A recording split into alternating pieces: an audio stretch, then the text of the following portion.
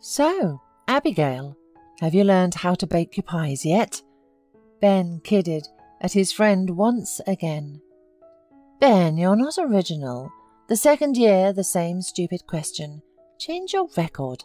You used to devour my delicious pies back in 5th grade," Abigail countered. "A great cook should be able to do a little bit more, which is what I'm learning. At least I go to culinary school and almost got a profession. And what about you? Did you manage to get into college before the army?" she asked, knowing perfectly well that Ben had failed the entrance exams for the university in the capital. "Now you'll be going to the army," Abigail continued to lecture him. "You'll come back with nothing, no profession, no education, and you only know how to make fun of others." Ben didn't take offence. Growing up in worker barracks, they were used to sniping and teasing each other without malice. During the last years, this style of communication had also become a kind of safety net for both of them, to avoid getting too close, something they both wanted and feared deep down.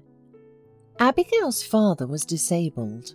He had been seriously injured at the factory, and as a result he limped badly and worked as a night watchman.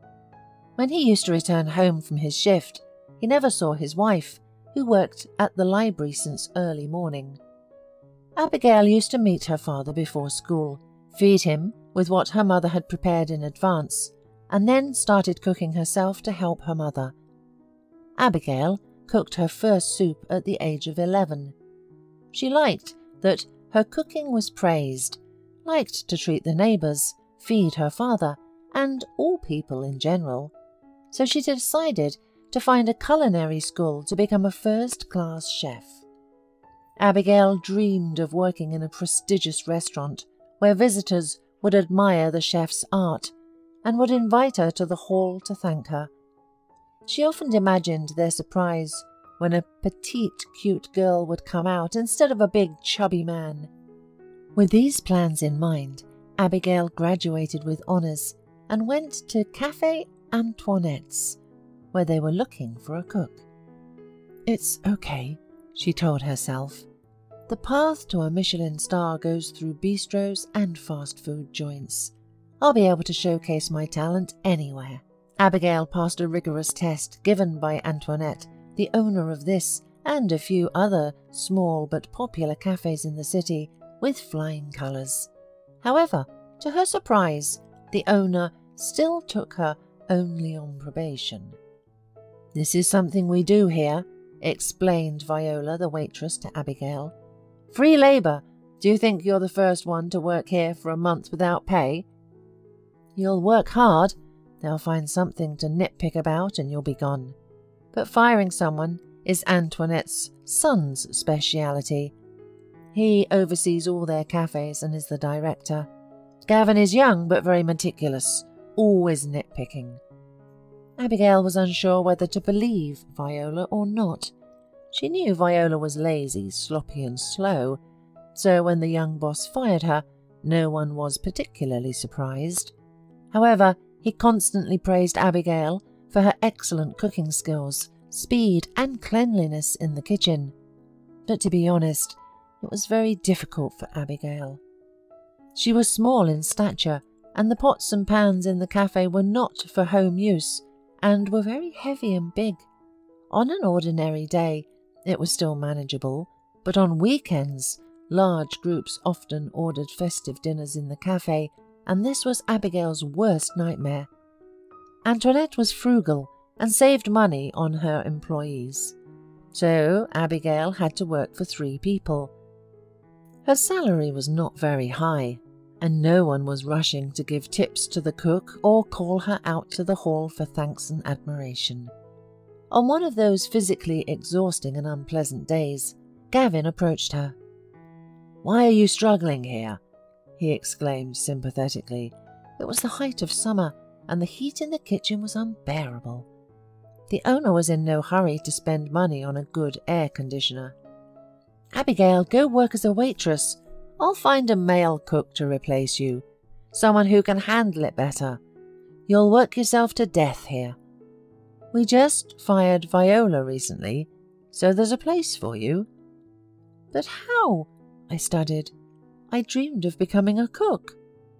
Abigail protested stubbornly. "Well, what did studying get you? Your education won't go anywhere. You're quick and cute, and as a waitress you'll earn twice as much in tips," Gavin persuaded her. "And when your Ben comes back from the army, you'll use the earned money to open your own cafe, and you will run it together. Do you get the idea? My mother also started as a waitress, and I'll give you advice and help. Maybe we'll even be partners." Gavin's plan was calculated. From the first days of their acquaintance, he knew that Abigail was waiting for a boyfriend from the army. The young director tried to court Abigail, but to his surprise she rejected him. Not wanting to anger the son of the cafe owner, Abigail showed Gavin a portrait of the brave Ben in his paratrooper uniform, and explained that she was engaged to him and that they would marry immediately after his return. Abigail did not lie.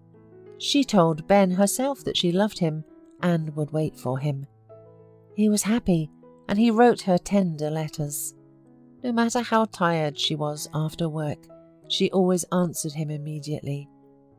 On the day Abigail showed Gavin a photo of her fiancé, he immediately became more serious and said convincingly, "Okay, I understand. A soldier's fiancé is sacred to me." Abigail did not know then that Gavin was easily able not only to shower her with compliments, but to feign respect for her feelings for another man. He already had a plan, and he was not used to receiving refusals. A convenient opportunity soon presented itself to Gavin, or rather, it wasn't a coincidence, it was well organised. Gavin's birthday party is tomorrow. He's turning 25. The cafe will be closed on that day. Here's the menu so that everything is ready by 7 p.m. Antoinette gave instructions the day before that fateful evening. We're celebrating at the dacha. Abigail will serve the guests, and payment is double the rate. But you will have to be on top of your game, the hostess said, already addressing Abigail. Our guests are not like those who give you the crumpled dollars here. Well, crumpled or not, Abigail was happy to be a waitress. It was easier for her and more lucrative. As for her dream, well, it would come true, maybe even faster. Abigail lived very frugally, saving money and dreaming of her own little culinary business with Ben. He'll be surprised when he takes the bride with a decent dowry, Abigail thought. Thinking and dreaming like this, Abigail was getting ready for her first banquet ever. It didn't matter that she was just a waitress for now. Everything was ahead of her. It was hard to call what was happening at the dacha a banquet. There were only Gavin's friends with their girlfriends. Gavin didn't have a girlfriend for some reason, and it not only put Abigail on her guard, but reassured her. That means he's not really a playboy and takes choosing a partner seriously. He doesn't need a girlfriend for now. Meanwhile, Gavin seemed somehow sad, and Abigail pitied him a little. Birthday, everyone in pairs, kissing, hugging, sneaking off into the alleys in the house. See, nobody loves me, Abigail, he sighed, sitting down at the table that was empty by the end of the party, from which Abigail was collecting plates. Oh, come on, you're a good man, the kind girl began to console the birthday boy, and it's right to be strict. You can't do without strictness in our business, and believe me, someone will love you too when the time comes. I believe you, Gavin continued sadly. Then he asked sympathetically, Are you tired, Abigail? Yes, a little, but compared to the kitchen. That's right, I almost passed out there myself, remember? Yes, of course. Thank you for the offer. I am pleased with my new job. Let's have a drink, Gavin suggested. Oh, I'm sorry, but I'm at work and I don't drink at all. Just one cocktail, please. Here, sit down. Forget that you're at work now. Be my guest for 5 minutes, okay? The birthday boy continued affectionately. I had no one to talk to today. Sit and I'll take care of you now. Make you such a cocktail. You've never tried anything like it before. The cocktail did indeed have some unusual taste, but unlike the cooking, Abigail wasn't very knowledgeable about drinks. 10 minutes later, she felt her head spinning strangely. The girl regained consciousness the following morning, alone in bed and without clothes. Abigail had no doubt about what had happened to her, not that Gavin was not in the room. With tears in her eyes, the girl was gathering her belongings around the room. Suddenly, she heard footsteps in the house. Gavin, Abigail thought, dressing quickly. How could he? What a fool I am. But instead of Gavin, Antoinette appeared in the bedroom. Oh, it's you. So, this is what you do? Were you sent here to serve guests at the table or in bed? How many did you serve in one night? Did you make a lot of money? Keep it up then. But there is no place for cheap girls in my cafe. You won't get paid for yesterday, and don't count on severance pay either. The poor girl couldn't find her other shoe and purse. She couldn't leave without them, so she had to listen to her boss while she searched for them. Finally, she found her shoe under the bed, and the purse was in the bathroom, and fled from the cursed house. She hitchhiked on the highway. What should she do next? How should she live? Should she confess or pretend that nothing happened? It's okay, Abigail calmed herself. I'll think of something. I won't write anything to Ben. It's not easy for him in the army either. I'll find another work and wait for him. She didn't tell her parents anything either, explaining that she no longer wanted to be a waitress.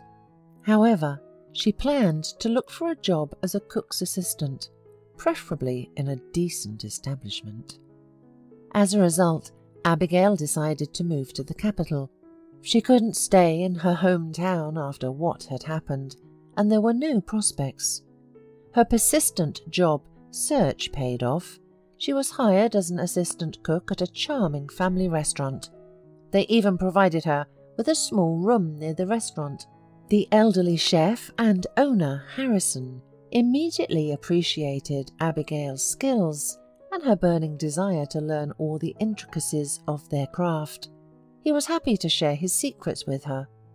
This restaurant was his favourite and only offspring, and Harrison saw in Abigail a worthy replacement for himself, as he was no longer young. The probationary period flew by unnoticed, and Abigail became a full-fledged assistant to the chef. At first she was timid under the scrutinizing gaze of Gwen, Harrison's wife. However, the girl quickly understood that behind the external severity lay a kind and gentle soul of a middle-aged, childless woman hidden from outsiders. And soon one event happened that radically changed Abigail's fate. Since morning she was not feeling well. The smell of the kitchen finally made the girl ill. Clamping her mouth, she ran to the staff bathroom. Experienced Gwen assessed the situation with her trained eye. "Come on, girl, don't play games," she said quietly when Abigail came out of the restroom, blushing. "Are you pregnant?" "What are you talking about, Gwen? My fiancé is in the army, and I haven't been with anyone else." Abigail faltered and remembered her recent past, bursting into tears. She told this practically unknown woman about what she didn't dare to tell her mother or father. At Gwen's advice, Abigail purchased a pregnancy test at a nearby pharmacy. The 2 stripes left no doubt that she was pregnant. "What are you going to do?" Gwen asked. "I don't want this child. His father is a scoundrel. Gwen, please tell me how to get rid of it quietly. Where should I go? To the hospital? I'll tell you, Gwen said, but first, Abigail, listen to me. I was also a fool like you once and got pregnant by my own stupidity at 19. I thought it was too early, so I went to the hospital, and God punished me for that, because he didn't give me any more children. And my Harrison wanted kids so badly. Abigail looked at Gwen in surprise. Yes, my dear, I was young and wondered what to do with a child at that point. We had just started to stand on our own 2 feet. I had done that without listening to my husband. He was upset with me for a long time, but eventually forgave me. But what's the use? I will never forgive myself. And I won't let you do it either. Do you hear me? I won't take my eyes off you, at work or at home. And when you give birth, we'll help. Don't come back home. They won't let you live there peacefully with the child. Ben's mother will start ruining your life because you betrayed her son, in her opinion. You don't need this now. You'll figure it out later. Life is long, believe me. And so they did. Eventually, Abigail had to confess to her parents, who were anxious about why their daughter had completely forgotten about them. And she couldn't hide her growing belly any more. Her mother cried, her father sighed, but with the mother-in-law was very unpleasant conversation. Sensing trouble, she went to the capital, found the restaurant where Abigail was working and burst into the kitchen. Seeing Abigail's rounded waistline, she screamed in disgust. "Oh, you're such a wretch! That's the way you're waiting for my Ben, huh? And I see now why your mother doesn't look into my eyes. Forget about my son, once and for all. I'll write everything to him as it is." Soon Ben's farewell letter arrived. He didn't judge her, but he didn't want to know her any more, and wished her happiness. And happiness came to Abigail, though it was difficult and hard-won. But is there any other way? Happiness came with the birth of her daughter, with her beloved job, which Abigail didn't give up before or after giving birth, with her parents, those who gave her life and those who practically saved life to her little girl. Over time, Abigail became the head chef of the family restaurant, and then the full-fledged owner. Her named parents passed away with a difference of just over a month, just 6 months short of their golden wedding anniversary. They both passed very suddenly, but without suffering, leaving all their property, restaurant and apartment to their named daughter Abigail in their will. Abigail's biological were also no longer alive, but she had her daughter Hayley. As befits a modern 20-year-old girl, she was a student, athlete and beauty, and she already had a fiancé.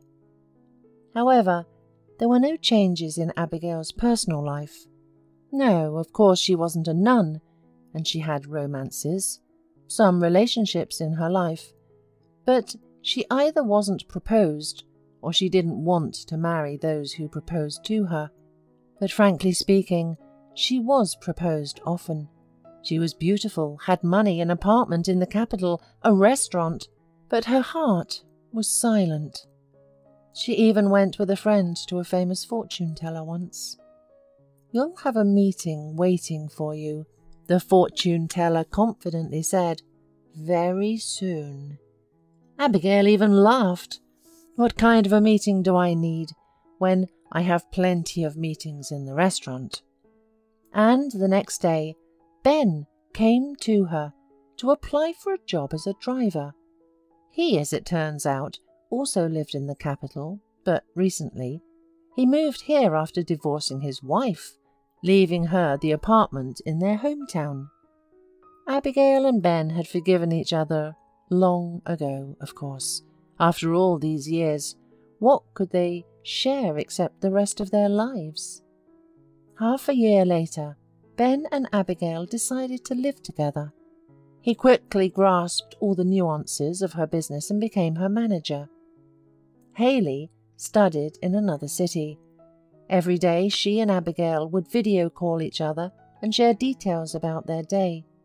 It was during one of these calls that Hayley found out about Ben, a new employee at the restaurant who happened to be a long-time acquaintance of her mother's and with whom she grew up together and even loved since childhood. As Abigail never told her daughter about her father, Hayley understood it all in her own way. "Mum, just admit it. Ben is my dad." "And why didn't he marry you before, but only now accidentally found you?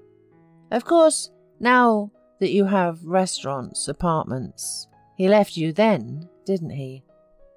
Abigail had to reveal the whole truth to her adult daughter.